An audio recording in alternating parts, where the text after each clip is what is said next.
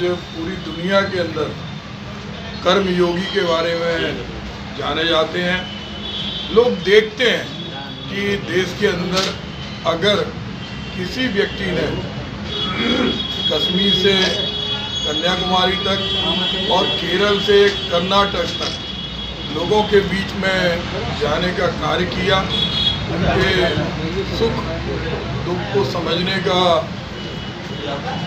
कार्य किया, तो वो ऐसे नेता राहुल गांधी हैं। और राहुल गांधी की मंशा हमेशा से एक ही रही कि सारे जाति धर्म सारे राज्य उसके एक एक व्यक्ति इस देश की मुख्य धारा में जुड़े हैं। और यही कारण है कि उन्होंने जो पदयात्रा की, जो भारत जोड़ो यात्रा की, जो न्याय यात्रा की, उसके माध्यम से बहुत सारे विषय उभर कर आए हैं, जिन विषयों के बारे में हमारे भाई अनुज मिश्रा जी ने आपको बताया है कि एक युवा, जो युवा अभी लगातार जुमलों से जूझ रहा था लोगों के बीच में। आप सुनते होंगे कि आज हमारे प्रधानमंत्री जी गारंटी की बात करते हैं, मोदी गारंटी। इसका मतलब ये है कि पिछले 10 सालों में वो जुमले थे जो आज गारंटी दे रहे हैं। आज वो गारंटी, जिस गारंटी की वो बात कर रहे हैं, वो पूरी झूठी साबित हुई है। आज युवा परेशान है और जो लाखों की संख्या में पद रिक्त हैं, उन लोगों को कैसे स्वाभिमान के साथ रोजगार से जोड़ा जाए, उसके लिए उन्होंने प्रावधान किया है कि जो 25 साल तक के ग्रेजुएट हैं, जो पढ़े लिखे नौजवान हैं, उनको 1 लाख रुपए तक, अगर उनके पास नियुक्ति नहीं है, 1 लाख रुपए सालाना उनको मिलेंगे। एक महिला, जिस महिला के घर के अंदर निर्धनता है और मुख्य धारा से बहुत दूर है, उस महिला के मुखिया को 1 लाख रुपए जो उसका हक है वो सरकार देगी।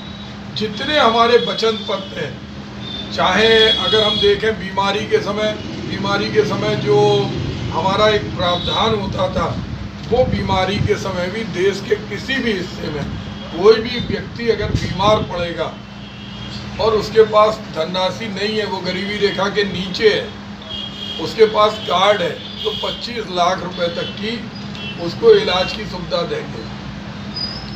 जो श्रमिक हैं, जिन श्रमिकों के आधार पर हमारे देश के विकास का पहिया चलता है, वो श्रमिक जो प्लेन के कल पुर्जे बनाता है, लेकिन जब हेलीकॉप्टर में बैठने की बात आती है तो वो उसमें नहीं बैठ पाता।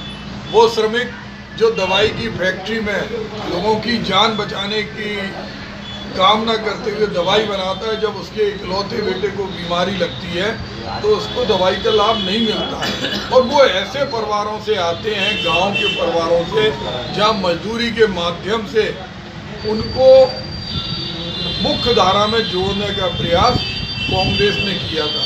महात्मा गांधी रोजगार गारंटी योजना, उसमें न्यूनतम 400 रुपए का वेतन, क्योंकि हम देखते हैं राज्यों में जो मिनिमम वेजेज है उसे तोड़ मरोड़ के अपने मन मुताबिक उद्योगपतियों को लाभ पहुंचाने के लिए उन पर कार्य किया जा रहा। जो किसान है, किसान देश का अन्नदाता है। हमारे जो भी लोग सरकार में आते हैं, लेकिन कांग्रेस का एक नारा जो हमेशा है, जय जवान जय किसान। तो हमारी जो वचन है वो वचन MSP की गारंटी है, जिसको हम विस्तृत देंगे। और जो स्वामीनाथन ने जो फार्मूला बनाया है प्रोडक्टिविटी का, उत्पादकता का, वो फार्मूला लागू कर जिस खाद्यान्न की जो लागत है उसको हम लागू करेंगे। इसके अलावा हम देखते हैं कि जो सामाजिक आर्थिक आधार पर जो जनसंख्या है, उनको जनसंख्या के आधार पर लाभ नहीं मिल रहा।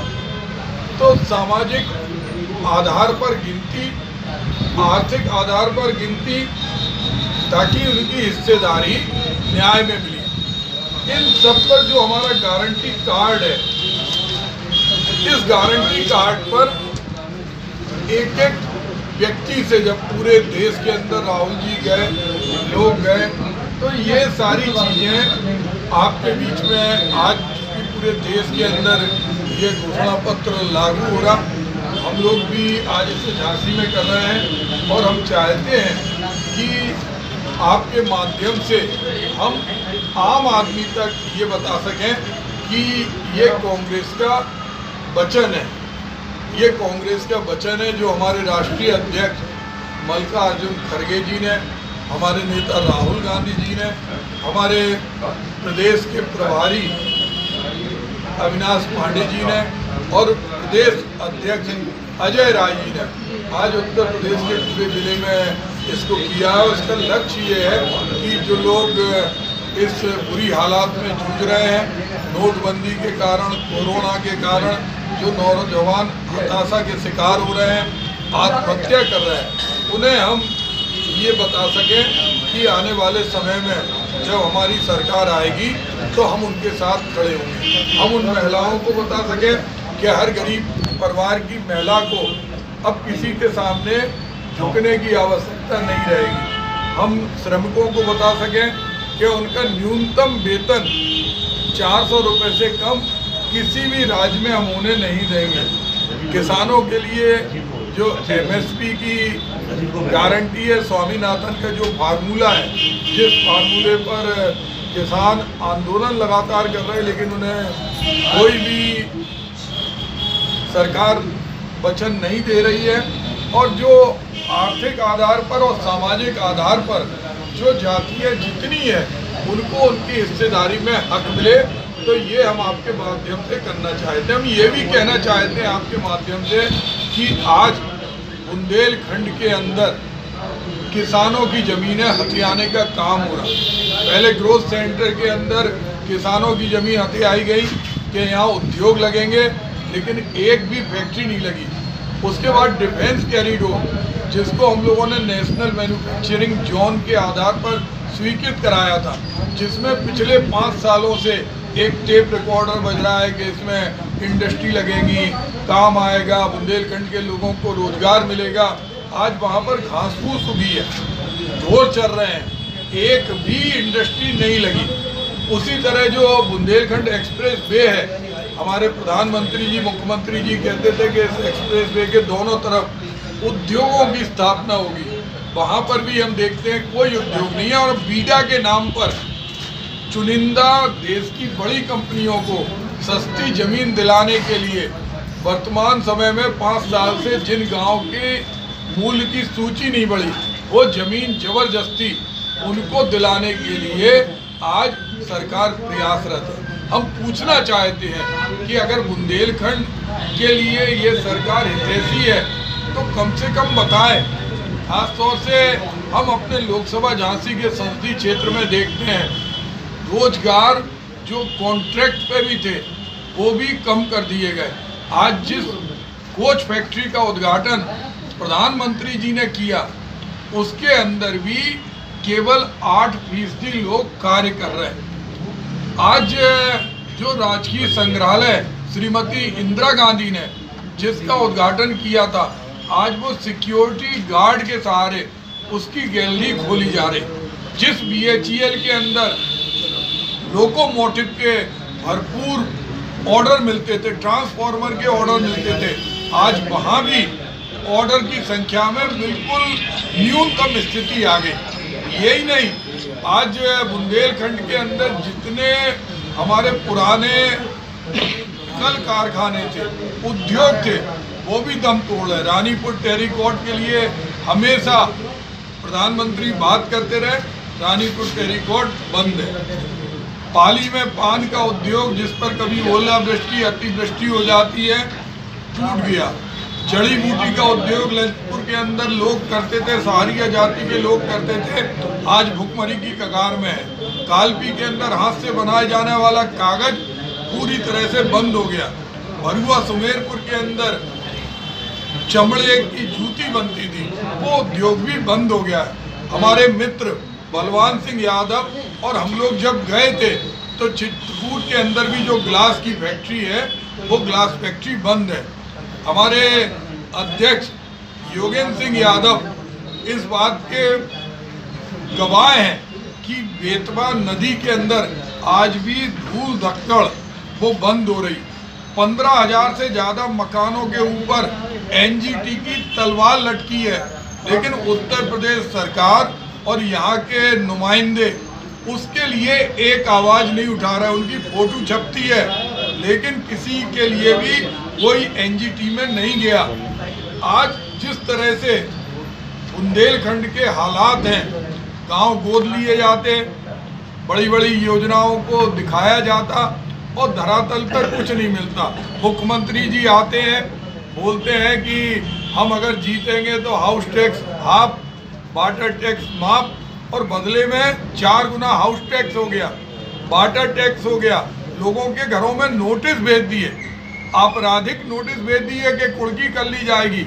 ऐसा कोई नौजवान नहीं है जिस नौजवान के ऊपर 2 व्हीलर का 4 व्हीलर का चालान नहीं आता हो। कहीं 35 किलोमीटर लिख देते, किसी गाड़ी का गियर ही चेंज नहीं होता 35 किलोमीटर में, कहीं 35, कहीं 45, कहीं 50, और वो बेतहाशा सबके पास चालान आ रहे हैं। आज जो स्थिति है उस स्थिति में पूरी जनता चाहती है कि हमें जुमले नहीं चाहिए। आज हमारे प्रधानमंत्री जी कहते हैं कि ये मेरी गारंटी है। अरे गारंटी है तो झूठ का लवादा क्यों पहने हैं? आज झांसी स्टेशन का नव निर्माण हो रहा है, हेरिटेज बिल्डिंग की, आप तोड़ रहे, ठेकेदारों को लाभ पहुंचाने के लिए आप तोड़ रहे। जिस तरह आपने अमृत जल योजना में वर्ल्ड बैंक से लोन लिया 1,86,000 करोड़ का, हर गांव के अंदर आपने पानी की लाइन बिछाने के नाम पर सड़कें खोद दी, कहीं प्लास्टिक का पाइप डला, कहीं डला, कहीं नहीं डला, पानी कहीं नहीं पहुंच रहा। मैं पूछना चाहता हूं कि एक जिले के अंदर 10-12 गांव के नाम ही बता दें जहां पर पानी पहुंच रहा। आज जिस तरह से स्टेशन के साथ मेट्रो ट्रेन की बात होती है, लेकिन मेट्रो ट्रेन के लिए कोई वहां पॉइंट नहीं है। एयरपोर्ट जमीनों के दाम बनाने के लिए हमारे 10 साल से, हम जब सरकार में थे, सांसद थे, एक जगह चिन्हित हो गई थी, लेकिन जानबूझकर भूमाफियाओं से मिलकर अलग अलग जमीनें, कभी कहते यहाँ एयरपोर्ट बनेगा, वहाँ की जमीन के दाम बढ़ जाते। उनके मित्र जो देश के भी मित्र हैं, यहाँ के भी मित्र हैं, जमीन खरीद लेते हैं और 10 साल में अलग अलग जगह चिन्हांकित हो रही। धरातल पर न कोई रोजगार है, न कोई पर्यटन को बढ़ावा करने के लिए कोई काम है, और बहुत सारी जगह स्वयं उनके विधायक नगर निगम के भ्रष्टाचार को विधानसभा में बोल चुके कि नगर निगम के अंदर सिक्योरिटी गार्ड की संख्या कुछ है, भुगतान कुछ हो रहा। जो ट्री गार्ड लगे हुए हैं इसके रेट बढ़ाए गए, जो सजाने के लिए छाते लगे हैं उनका किराया इतना ज़्यादा है जितनी उनकी कीमत है। तो इन सारी स्थिति में आज झांसी, ललितपुर और बुंदेलखंड के लोग गारंटी नहीं चाहते, वो चाहते हैं कि अभी आप जहां हैं वहां से जो लाभ और सुविधा जनता तक पहुंच सके वो पहुंचना चाहिए। इसके अलावा भी जनता ये जानना चाहती है कि संत रविदास की प्रतिमा क्या झांसी में स्थापित नहीं हो सकती? संत रविदास की प्रतिमा के नाम पर हमारे गरीब अहरवार भाइयों पर मुकदमे लगा दिए गए। वो मुकदमे कब खत्म होंगे?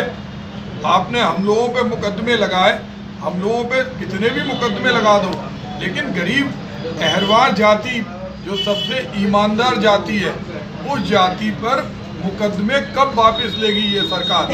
तो आज निश्चित रूप से हम लोग आपके माध्यम से कहना चाहते हैं कि झांसी के हर 4 घर में 3 घर में बेरोजगार नौजवान है।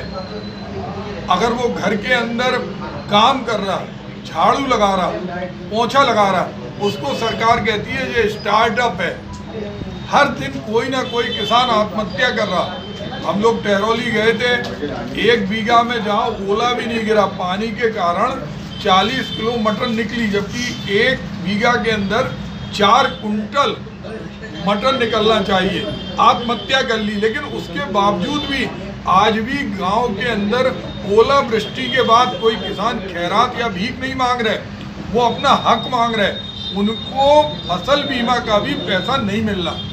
बुंदेलखंड राज्य के मुद्दे पर पूरी तरह से ये सरकार चुप है, आती है, बोलती है, जवाब देती है। हम जब विधायक थे हमने प्रस्ताव भी किया था, संकल्प किया था, और जब हम सांसद और मंत्री बने तो हमने लगातार जो बुंदेलखंड के सांसद थे और दोनों राज्यों के मुख्यमंत्री से वार्ता की, चूंकि संघीय ढांचे में बिना राज्यों की सहमति के राज्य जबरदस्ती बनाने की परंपरा नहीं है। और आज जो स्थिति है, हमारा ये लक्ष्य है कि वर्तमान समय में ये सरकार गारंटी नहीं, धरातल पर काम करे। बुंदेलखंड के लोगों के सामने जो प्रधानमंत्री जी बोल के गए थे, जो कह के गए थे नोटबंदी के समय, आज जीएसटी के कारण हर व्यापारी डिप्रेशन का शिकार है, हार्ट अटैक का मरीज हो रहा, हर समय जीएसटी की तलवार उस पर लटकी रहती है। और ऐसे में एक और हमारा प्रशासन से कहना है कि किसी भी पार्टी को सत्ता के अलावा दूसरे नजरिए से नहीं देखें। ललितपुर में श्रीमती इंदिरा गांधी की प्रतिमा ढक दी, हर जगह मूर्तियां खुली हैं, लेकिन इंदिरा जी की गिरार के अंदर प्रतिमा ढक दी। एक झंडा कहीं सड़क पे लगा था, उस झंडे को हटा दिया। जब वहां पर ललितपुर के मंत्री चलते हैं तो पुलिस की गाड़ी उनकी एस्कॉर्टिंग करती है। साहू समाज के बहुत प्रतिष्ठित व्यक्ति जो समाजवादी पार्टी के भी नगर अध्यक्ष हैं, उन्हें गांजे के साथ बंद कर दिया, क्योंकि भारतीय जनता पार्टी के लोग दबाव डाल रहे थे कि तुम पार्टी में शामिल हो। और रात के 12 बजे उनके नाबालिग बेटे को, उनके परिवार के लोगों को पुलिस लाई और 15 मिनट में उनका चालान करके उन्होंने पूरी साहू समाज को आहत किया। और हम लोग जब एसपी से मिलने गए तो ललितपुर के एसपी के पीआरओ फोन उठाते हैं। मैंने इस पर भी कड़ा विरोध किया कि अगर आचार संहिता हम लोगों पर है, राजनीतिक दलों पर है, तो अधिकारियों पे भी है। तो ये जो पूरे लोकसभा के अंदर माहौल है, उसमें भी कांग्रेस पार्टी का ये कहना है कि हम लोकतांत्रिक ढंग से हर व्यक्ति के हक की, हर व्यक्ति के सुरक्षा की लड़ाई लड़ेंगे और प्रयास करेंगे कि हमारा जो गारंटी कार्ड है वो घर घर तक पहुँचे। मैं आप सभी का बहुत बहुत धन्यवाद करता हूँ। जय हिंद, जय भारत।